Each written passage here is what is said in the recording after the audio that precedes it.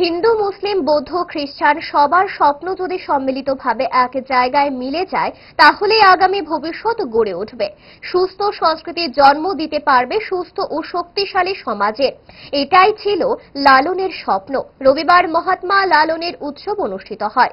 তথ্য সংস্কৃতি দপ্তরের উদ্যোগে বাংলা সংস্কৃতি বলয়ের সহযোগিতায় খয়েরপুরের দেবরাম ঠাকুর গ্রাম পঞ্চায়েতের সেনপাড়ার সংস্কৃতি হাটে রবিবার বিকেল 4 ঘটিকায় এই লালন উৎসবের উদ্বোধন করেন বিধায়ক রতন চক্রবর্তী।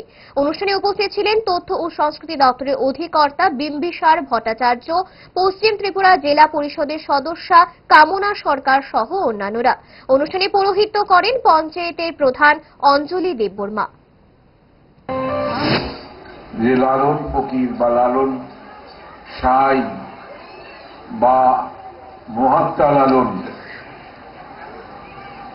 হিন্দু মায়ের গর্ভে জন্মেও যিনি গুটি বসন্তে শেষ নিঃশ্বাস ত্যাগ করার মতো অবস্থায় যখন তাকে নদীর জলের কলার ভেলায় ভাসিয়ে দেওয়া হল, এই ভেলা ঘুরতে ঘুরতে ঘুরতে ঘুরতে একজন মুসলিম রমণীর চোখে পড়ল। তিনি গিয়ে দেখলেন যে মৃদু শ্বাস পড়ছে। সযত্নে তুলে এনে একটু একটু তিল তিল করে তাকে সেবা করে সুস্থ করে তুললেন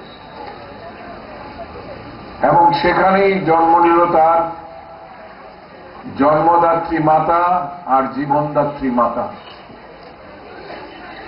এই সম্পর্কের মাঝখানে পড়ে প্রবল মানববাদী হয়ে উঠলেন তিনি।